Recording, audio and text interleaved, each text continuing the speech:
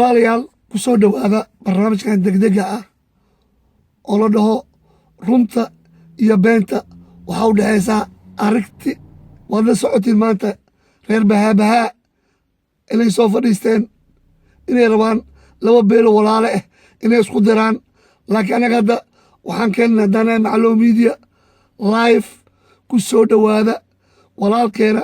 cumar shariif afhayeenka beesha ashraaf oo ka hadli doono wax allaala wixii maanta ka dhacay degmada shingaani ku soo dhowaada bismi illaahi raxmaani raxiim barnaamijkeena waa barnaamij degdeg ku saabsan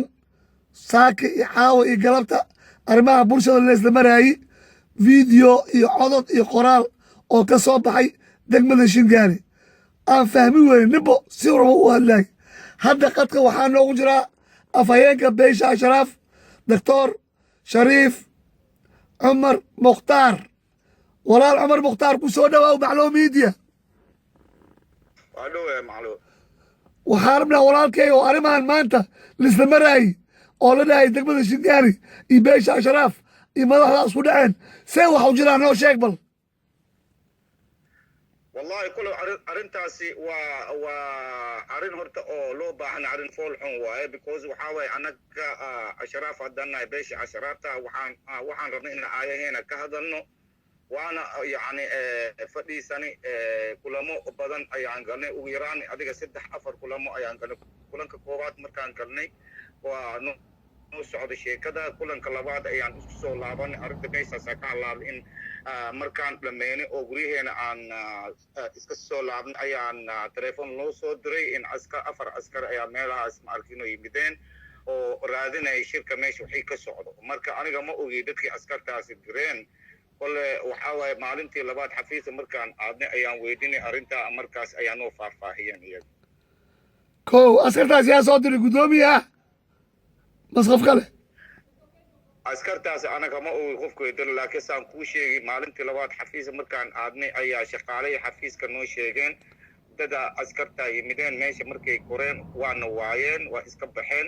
kadib markaasi ayaa kool oo ninkii caamir jaketi u diray ninkii guddoomiye ku-xigeenka Jelani uu yiri dad odayaal la idinka xirmaa jira markaasuu yiri maya marka waxaan filayaa umaleena arrintan in degmada ama ka dhacdo oo la idin soo diray askartaasi sababta waxaa waaye idinka yani ogolaansho ma ka qaadan ogolaansho ayaa loo baahan yahay saan filaya in warqad aad u qortin aad fiican aad u sheegtid kulamada idinka aad samaynaysid cumar kabacdi maxaa dhacay والله waxaan ilooy inaan kuu sheego horta caamir jaketi ma aragti oo asagoo la hadlaya guddoomiye ku-xigeenka xafiiska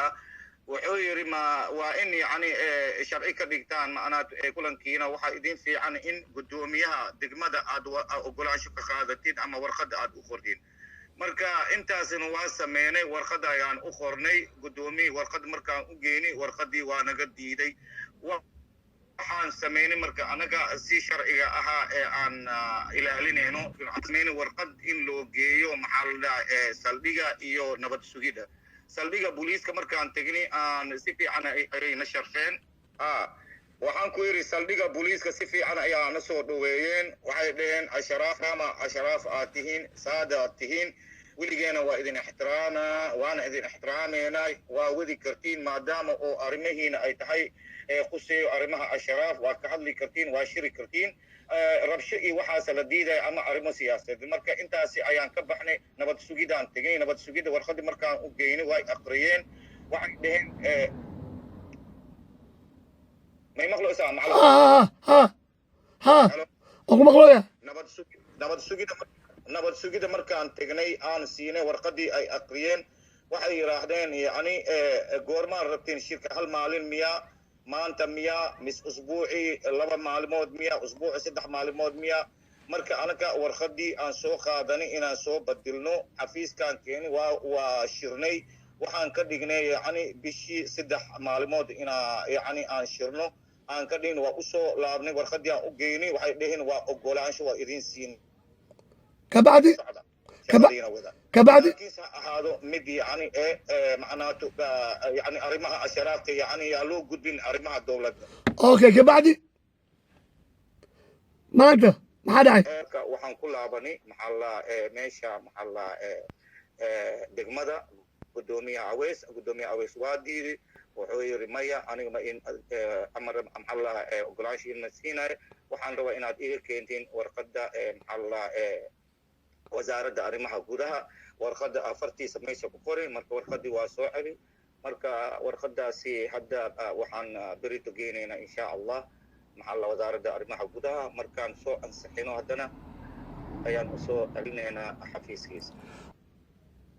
maanta maxaa dhacay maanta marka waxay dhacday yani markii aan ku soo laabanay warqaddii xafiiska ah ayaan shirnay guddiga farsamo waxaan marka aan isku raacnay in maadaama ninkan oo jiidasho wado iyo siyaasadda meeshii ka socotay oo la ogeenin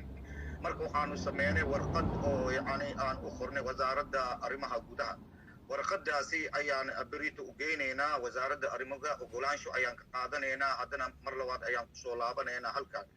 sababta waxaa waye shaqadan horta shaqo oo wasaaradda arrimaha gudaha ma ahayn shaqadan waxaa waa shaqo oo gudoomiyaha degmada asaga inna siiyo maadaama labada meelood noo ogolaadeen isagana waxaa laga rabay ina sharfo inna siiyo laakiin arrinta adiga waa xisi kartaa ma arkino meesha ka socdo marka haddii arrimaha gudaha idin soo siiyaan warqad oo haddana diido maxaad samaynaysaan والله معلو هرتا دولت بيجرتا ما شاء الله الحمد لله حفيظ كسونا معلو هرتا دولت بيجرتا حفيظ كستو عرفان شرعي كستو ايا جرا ميشا ماركينو خوف كان وحاوة قدومية أسيقا قعنتيسا كوكوري ميلا سنو وجحي ميشا سنا ووزارو كمد وزارة دولت oo yani ogolaansho dhiibaanna iika haddii oo ogolaanshahaasina diido marka asaga naftirkiisa ayaa ku ridaa because gacantiisa ku qoray meesha macnaatu amarkiisa ayaan raacnaka marka warqadaas waa u keena hadduu diido marka next stage ayaa soo boodeen actionkaan qaadanayno anaka ayaan wadaa okay cumar maanta wax oo dareen oo qashqashaad ama mala samey karo ama hadadaad ama booliis nin la keeni ma jiraa maanta maya absolutely jawi fiican ayaan ku fadhiisanay si fiican because maanta waa maalintii oo ahayd yani maalintii talaadada saddexda maalimood ayaan ku qornay ayaa ka mid ah maalinta talaadada iyo maalinta axadda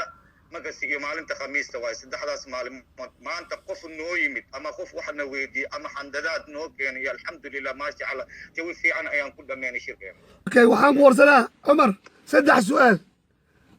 milkiilaha degmada Shingaani Caamir Jakeeti wax tahdiid ama wax war aad ka maqasheen ma jiraa wallahi horta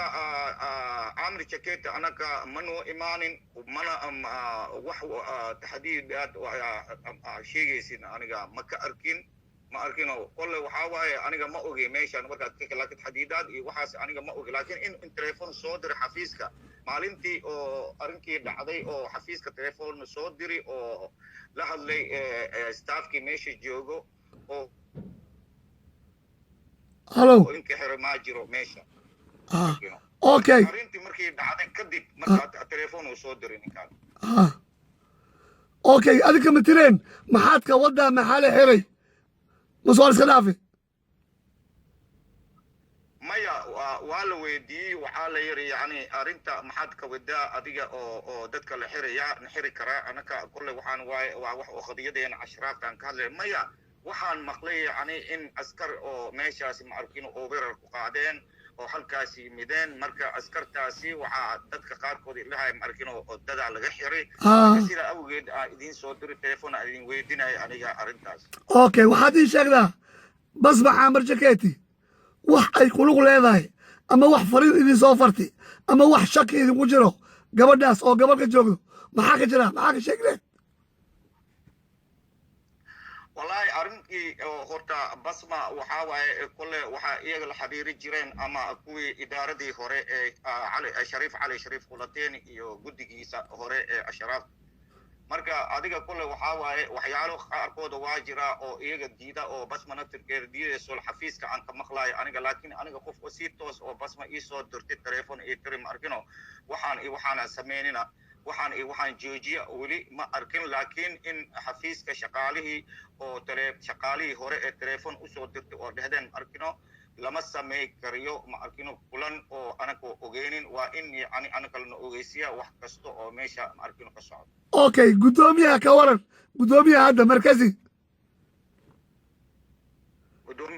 gudoomiyaha degmada Shingaani asagana maxaa ka dareenteen? dhibaata ma idinku hayaa bas waxaana shaqadiisa maaha? gudoomiyaha Shangaani runtii dhibaataas nagu ah because waxaa waaye haddii oo mar hore dadka degan Shangaani oo ashraaf la yaqaano oo ma aragti loo sheegay ma aragti anaga kulankeena waa kulan macnakino oo xalaal ah waa kulan oo rabsho lahayn aan sameynayna marka hore maxaas noo ogolaawa asagoo og inaan u sheegni ma aragti saldhigga booliiska iyo nabad sugidda way ogolaadeen keligaada maxaad u diidaysaa maya uu yiri marka meeshaas waxaa ku tusaysa adigu waa fahmi kartaa arrin ma arkino culayska saaran meel kale ayaa culays laga saaray waxaan u malaynaya naftarkiisa maxaa gudoomiyaha Shangaani. Okay, waxaan ku warsanaa gudoomiyaha maxaa loo dhihi waayey arrintan beesha ashraafa iska leh qabiil kale ma qusayso ayagaa waxooda samaysanoy dhibka uu diidayst maxay tahay maxaa loo warsa waayey? gudoomiyaha waa la warsaday nin oo ka mid ah ma aragti guddigeena farsamo ayaan dirnay waa warsaday wuxuu dhegeyso anaga waxaa ma arkino meel kale ma usheena qadiyadan waa qadiyad ashraaf anaga shaqo kuma leeyin ma arkino jifo kale ama qabiil kale shaqo kuma leeyin anaga waa ashraaf ayaa keli ayaan isku imaanaynaa meesha maxaad noo diidaysa inaad noo saxiixid haddaan noo diidaysa inaad saxiixdid anaga kolley waxaa waaye waa naqaana jihada aan tegi karno oo aan keensi karno macnaa ogolaansho marka ninkaani waa asaga kolley waxaa waaye meesha culayska noo saaran waxaa waaye waa noo diidaya marka ma ogi sababta asaga ku diidaya I don't know ilaa hadda anaga ma ogin laakiin waxaa waaye markas markii loo tago asbaab loo keeno. Okay, Cumar ma jiraa wax idin dhex maray buuq Caamir Jaketi Basma Jaketi iyo gudoomiyaha Wees iyo beesha Sharaaf? maya maasha Allah wax oo dhaxdeena gali ma jiro Caamir Jaketi ma isla hadlin mana is arkin basmana saas oo kale iyo Aweesna saas oo kale wax tahdiid nilageysta ma jiraa? guddigeena is arkeen keli. Cumar wax tahdiid nilageysta ma jiraa? taxdiidka waa tii aan kuu sheegay aniga askarti oo hal mar ma arkino xafiiska noo weerareen oo na waayeen taas keli ay ahayd taasna adiga waa dareemi kartaa ama waa fahmi kartaa in yani arrintaasi ay tahay mid taxdiid ah laakiin yani dhinaca oo jihadii oy soo direen dadkaasi aniga ma ogi. kaasi wuxuu ahay Cumar Shariif. Cumar waad mahadsan tahay. walaal Cumar maxaad ku soo gabagabeynaysaa arrimahaada?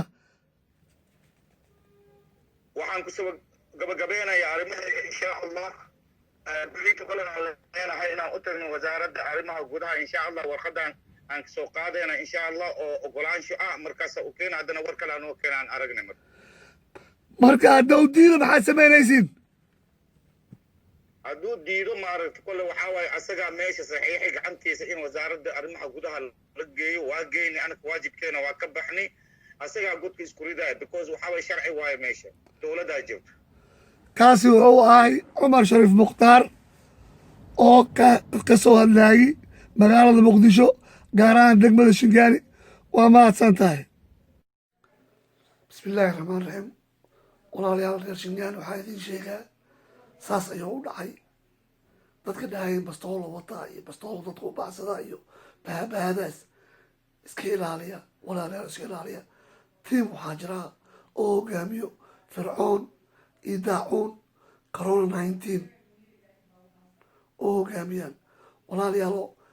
reer Shingaani haddii gabcaddaa wax maqashaan ha fududaanina taleefon dara arrintana saasay u dhacday wixii soo zaa'idana anagaa idinka keeni doonaa. waa anigoo ah الفنان محمد معلول نور iyo Cumar Shariif Mukhtaar oo ah afhayeenka beesha Ashraaf oo idin leh mar labaad mar saddexaad walaalayaalo maca asalaama khayran suuqnaha insha Allah wabillahi tawfiiq.